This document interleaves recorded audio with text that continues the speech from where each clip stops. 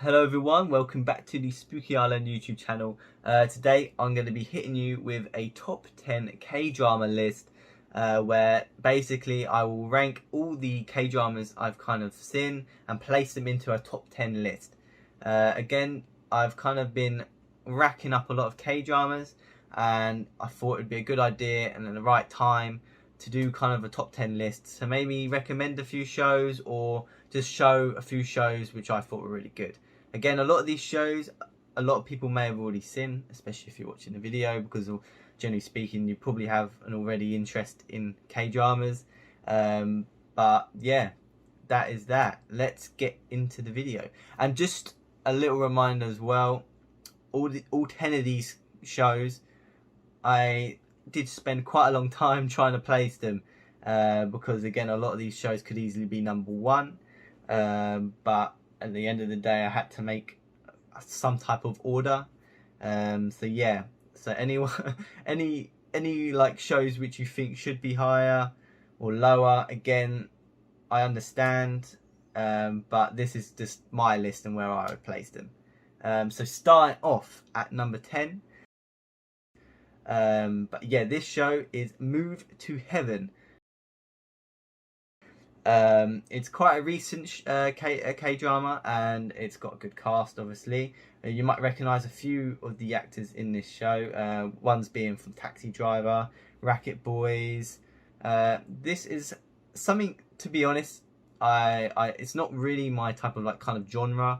I'm more of kind of someone who likes action and something which is kind of suspenseful, but this was something which I really got attached to, and this type of show was very emotional, and it did kind of make you kind of think about real life after this show, and it was really good, and it really hits you deep. Basically a quick description of this show: it's people who would kind of like show respect to the people who have passed away, and again kind of clean all their rooms up and all their belongings and give them back to the family. This show went to new lengths of creating kind of characters which you liked and felt sorry for, almost in a way. And it was really hard to watch in some places. It was almost probably about 4 to 5 times where I almost cried. But generally speaking, I know a lot of people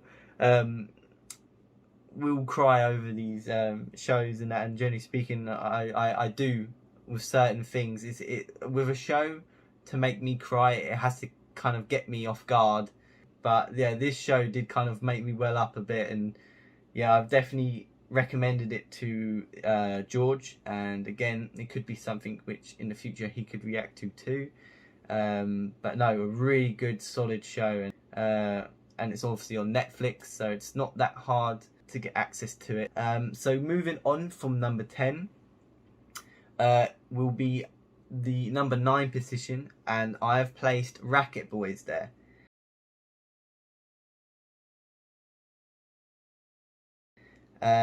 Generally speaking, I really do like sport, so this already kind of connects me. Moving away from kind of K-dramas as well, I also watch other sport shows from all around the world. I think I watched the Prince of Tennis. That was good. That was a Chinese show which I really got into, and that was about 40 plus episodes. That was mental. But back on this show, it's about badminton.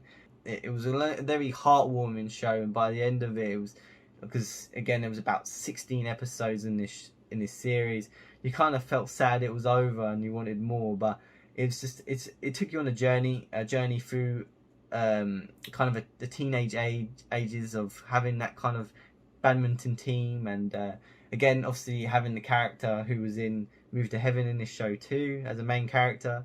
He kind of had the baseball background at the start and kind of had to move away from the city life and move to a rural area where basically it was kind of hard to play baseball, so they kind of connected more due to this, and eventually he kind of joined the badminton team and they created a really good kind of friendship, and again it was just brilliant to see. It's just a nice show, nothing which is too tense, which is in my top 10, which is good because. But no, this definitely deserved number 9 position. Very impressive, good show.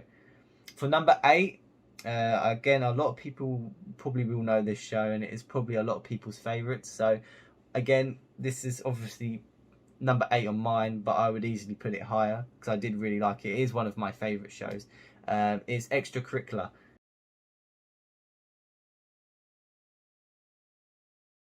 This show was exceptional.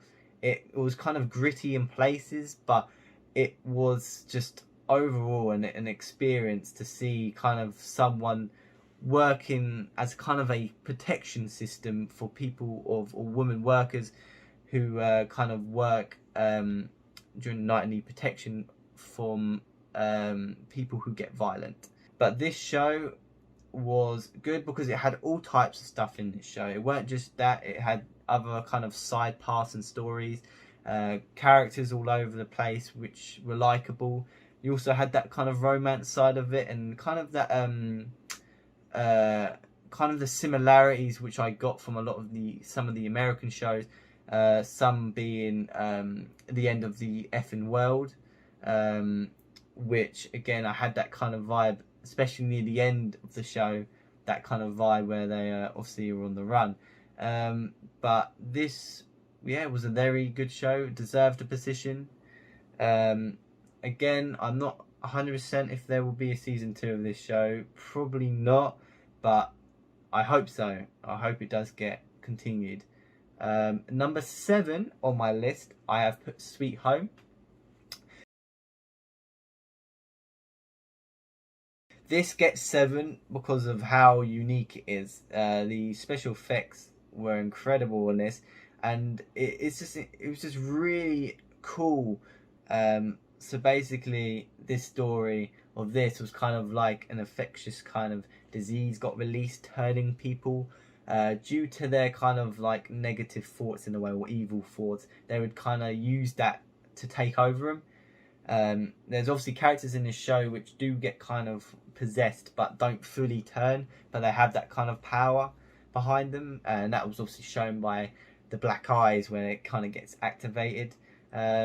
But no, it was really good. It was something which again comes under the category of being quite stressful and tense, and obviously coming under that horror, which I do like any type of really horror.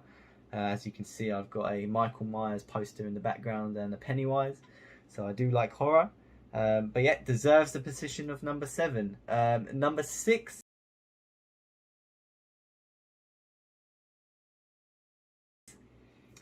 Is obviously the most newest show. Is Squid Game.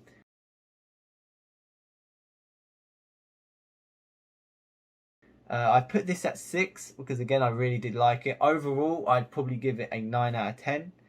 So pretty much all the shows above this will be 9 out of 10 or 10 out of 10.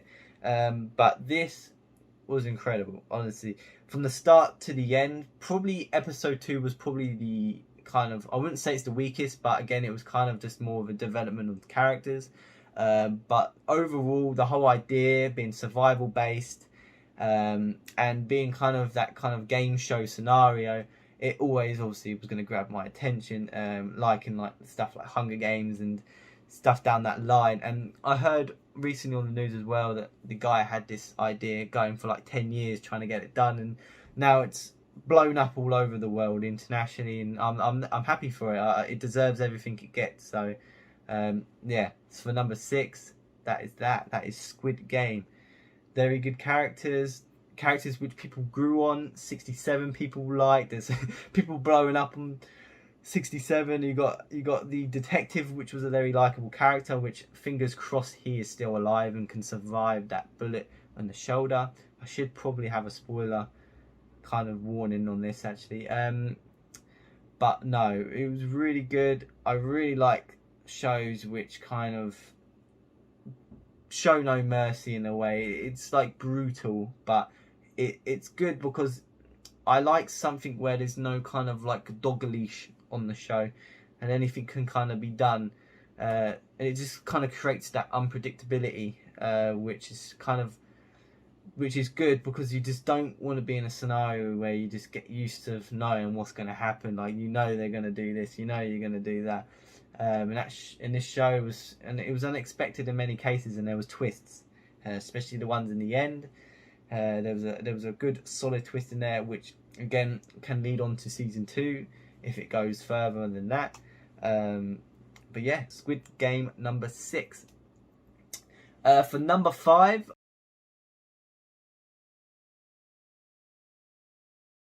I've kind of done the other version, kind of this time, that genre, kind of that survival based game show. Again, having its differences from Squid Game and having its similarities. It's Alice in Borderland.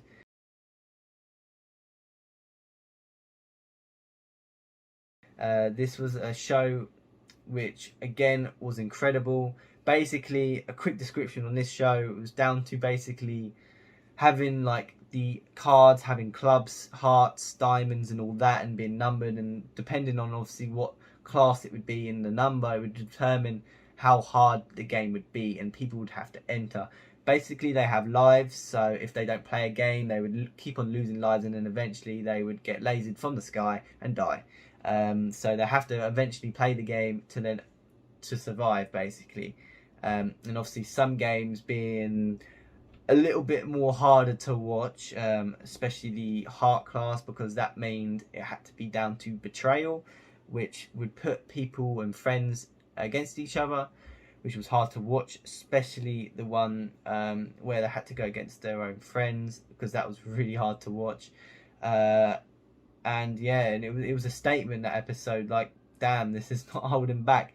And from that point, it carried on.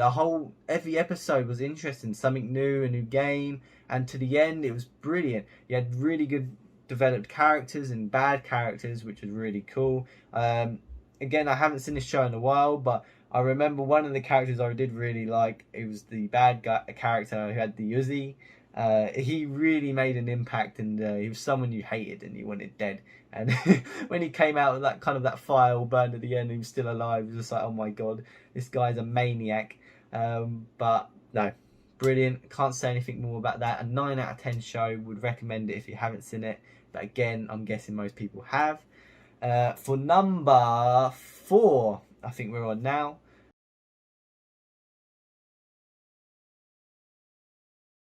This again comes down to one of my favourite kind of genres, being zombie based. I'm a massive fan of The Walking Dead and anything kind of Zombieland, anything to do with kind of zombies I like. Could be a comedy, it could be again a serious kind of thriller to do with zombies. I like. And Kingdom being the 4th place position.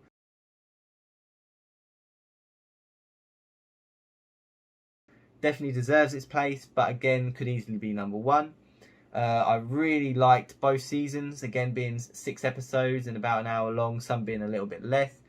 All the episodes, it's just incredible. It's like for the time period and the way it was done, it was really, really impressive from a audience point of view of viewing it. Again, the amount of like cast would have to get extras to fill in the zombies is this mental, because you have hundreds of people, and I guess some places even thousands of people in just one scene. Again, with the zombies chasing people, and obviously in this case the zombies run and not walk, which I think for this show fit perfectly. It had to be done this way, and it kept the tempo going constantly. And then again, going on to season 2, near the end, it was really good because obviously recently this year we got Ashen of the North, and that kind of introduced a kind of villain, but a villain or someone who's bad who people connect to and can understand her pain, because I feel like a lot of people who would have gone through what she went through could be tempted to do what she's doing. But Ashen of the North again was amazing, but I didn't want to count that because I know it's an episode, but it kind of looked like a film to me, so I couldn't put that in. So I kind of put Kingdom in general and that kind of whole franchises as number 4. But moving on from number 4, we're getting into the top 3 positions now. And for number 3, I have put Taxi Driver. This again is another amazing, incredible, just remarkable show. The idea itself was incredible. I watched this on Viki, an app, because it's not on Netflix or anything like that, but eventually it could. But it's just the whole idea of kind of getting revenge on people, and hiring people to get this revenge is just really fun to watch. And each episode being like a different kind of case. In some cases there would be like kind of like a 3-episode arc where you would have certain character groups kind of deal with them in 3 episodes. And probably my favourite one was the chairman and all that, with the I can't remember the name of the group at the tower, but it was really good, and they all had kind of different coloured hair, and it was just so funny. Like it's funny, but it's serious, and you get an enjoyment out of seeing people get justice from being mistreated or getting money stolen from them. And again, you're having some really good actors making kind of cameos in these episodes, and it all comes together. It's amazing. I really would like to see something more from this kind of universe, and hopefully some season 2 or something, or even like a spin-off made by the same kind of directors, because I really liked it. Even from the point where you have the arcade machine and put the coin in and choose if you want to do. Just that itself is just so unique, and I haven't really seen anything done like that, to the point of where it's that extra mile going for that revenge, and it makes that mile. It makes that mile 100%. It amazing. I feel like I should put these like top 3 joint first, because I easily would, but I shouldn't, because for a video purpose that would be kind of a cheap way of expressing the rank list, because I have to be ordering these to make it kind of worth people's while. But again, moving on from number 3, from Taxi Driver, we are going on to number 2.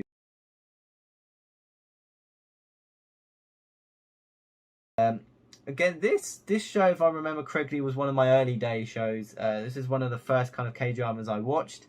It is called the Uncanny Counter.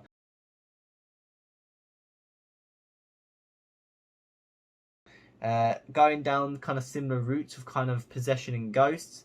Basically, is a group of people who kind of run a noodle bar, who kind of deal with these ghosts, and these kind of ghosts and possessed people have different stages, and the higher the stage the ghost is at, the more powerful they are. I think there's ghosts which are stage 3 and 4 more, and they are really powerful, and that's why there's kind of work as a team. They have matching tracksuits, so they all wear kind of red tracksuits. And yeah, and a new character kind of got introduced with this group. Basically a kid who I think got accidentally hit by a good spirit, and he was able to walk again, because unfortunately he had an accident, and he couldn't walk, which again, this show did very well in creating character development. You felt sorry for these characters. You had emotional sides to every character, and each character got their kind of screen time to show what they've been through. And again, it's just really entertaining to watch, something completely different to what we normally get in US productions and UK productions. It's just stuff which never gets covered. But yeah, it's exceptional. Again, I like things where people have the same outfits. They have like costumes, like Money Heist in general. You have all them kind of dressed up in the red kind of overalls, and kind of having the mask. And then Squid Game, you have the red costumes too, and having the mask. And obviously the people and the contestants have the green tracksuits, which is just cool. It's just, again, it does well. Like if for example, if companies want to make merchandise, it's just a good selling point to have kind of these costumes and everyone dressed. They're kind of same but different at the same time, having different numbers and that in general. But no, this show is really, really cool, and I'm hoping for a season 2 for this show too. I hope for season 2 for every show.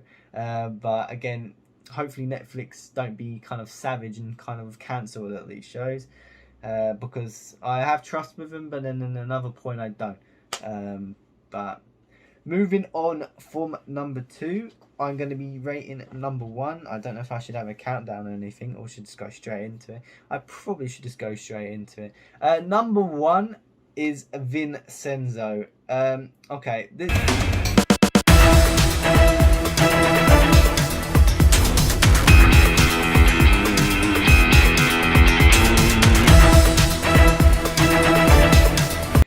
is number one. I'm sorry. There's nothing which beats this show. Generally speaking, again, I said all top three could get number one, but thinking thoroughly, there is a difference between Vincenzo and the other shows. There is that gap of quality, which again I have seen nothing like it. It has action, romance, comedy, everything you can imagine, and it's funny comedy. It's like at the end of the day, it's hard sometimes to get shows which actually make you laugh, and this did it so many times to me. I was in stitches, I was upset, I was getting into the characters, and I liked every character. Literally, you could name all the ones in the apartment building, and I liked them. Mr. Nam especially, a great character. He's a great actor, and he absolutely massacred that role. He perfectly hit that role. Mr. Lee, a legend. Obviously Vincenzo himself, but just the overall show was just incredible, and especially to have good episodes every single week. They would release 2 episodes a week, and all of them being good. It's hard, the amount of like effort it would have to be to make that show, and like literally make something so it's interesting every episode is difficult, because again these episodes weren't just like 20 minutes long, they were an hour long, and again it ended on about 20 episodes. So literally you got all these kind of like scripts what people learn, and it's hard, because again you got to make it funny, you got to keep it constant, you got to keep people interested. And the way they just built everything up with having like the Babel Tower and having that kind of side of it, to then having kind of the lore behind it, and it's just brilliant. It's just brilliant, and it ended brilliant. I want a season 2, but it's like it's one of them shows which you could see it's just that being that, and that kind of ending like that, and just that is that. But I really hope to see more, and I want to see Vincenzo in action again. I want to see everyone there, everyone from the apartment building, all of them, because they're all very good. And yeah, and it deserves number one. So yeah, I might do a few honourable mentions at the end, because there are a few shows which I have seen and deserve a little bit of recognition. I would say a good show is Live. Again, a good cast. You got people in there from Busted, and that hits hard as well. It's a very true to life story of how kind of a couple of characters which were shown in the show, of how they kind of get into the police force and kind of work their way through it. It's very real. Well, it was what I mean by real, it's kind of like how I'd kind of expect it to be like in that position, and it captures that right, I think, and it doesn't kind of seem like it's all dramatized. It's that, and I think that's, again, moving on from that, you have DP as well, which are kind of similar to that. It's that true and that kind of hard hitting show, and I felt really annoyed I couldn't kind of fit DP into the top 10, because the ending of that show was amazing, and I really would want to put that in top 10. But a very well deserved show, and I know George is covering that right now, so if you haven't seen it, watch George's reactions on them. But another exceptional show would be Descendants of the Sun. More romance in that one, if you like that. A solid show, a very solid show. Again, having the main actor from Vincenzo in it. It's good to see these actors getting around and getting casted. As soon as now I kind of see these actors in the shows, it straight away drags me in. I'm like, oh, what's this about? And yeah, Descendants of the Sun, very real, having a military kind of show and tell, really, with how that kind of works, and having that serious side as well as obviously having that romance side, and it's a kind of what you'd call as like a beautiful story, as most people would say. And kind of how someone in the military would kind of like be in love with someone who's kind of a nurse and kind of a doctor, and in the end kind of becomes a kind of combat medic, and that kind of went on a journey, and it was like a journey of kind of having that romance side of where it was working well, and then he had to leave because of military reasons, and vice versa. She had to leave, and it just weren't working well. And then finally, they would eventually then get together, and then something would happen again, and it's just never really worked until kind of the end. But no, a really good show and a deserved honourable mention. But again, could easily get in top 10. Another one which I watched and I really liked was Hotel Del Luna. I really did enjoy that. It was very cool.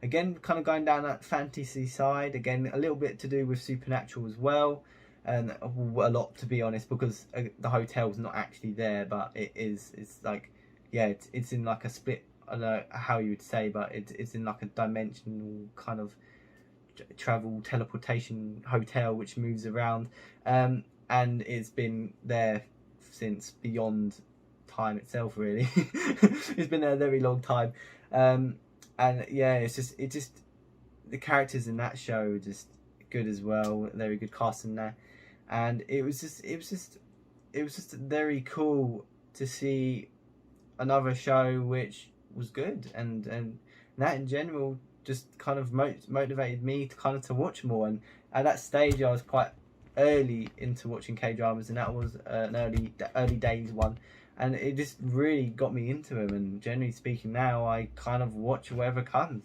whatever releases. I'll watch a trailer, read up about it, and again, if it grabs my attention, I'm gonna watch it. And that's why I'm so interested in a lot of the upcoming shows. For example, My Name, which I've done the trailer reaction on that, and I'm definitely going to be doing a reaction on that episodically. That drags me straight away. I love a revenge story, and the way the trailer was made, it just, to me, shows good characters. There's characters there what straight away grab my interest.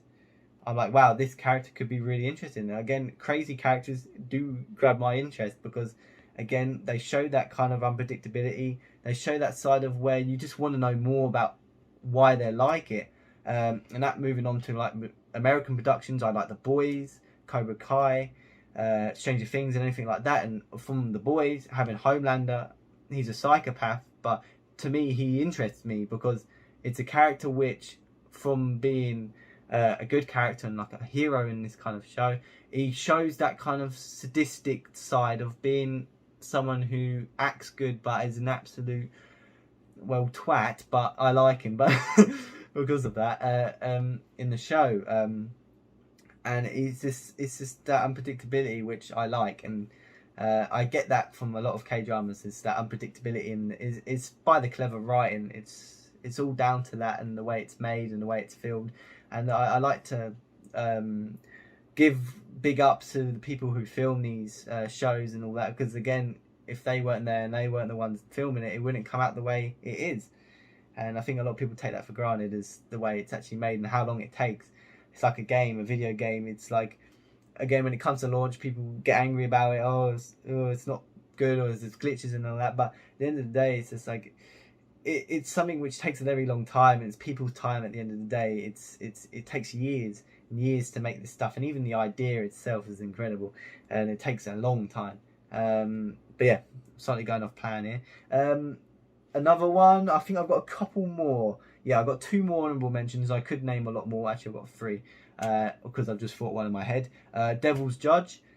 Again, this is another show which kind of made me upset, and it didn't kind of make me cry. I really got upset when, spoilers, the detective got shot. I really grabbed onto her character because she was someone who protected him quite a lot. She was there his whole entire life, and she was there as kind of like a guardian angel. And just to have her kind of get shot by a thug, and just getting caught in the crossfire really upset me, and it caught me off guard. I wasn't expecting her to die, and I wanted to see more of that kind of relationship grow further on to obviously being kind of that romance side again. But no, that show was amazing. It was a good story because you just didn't know really who to trust.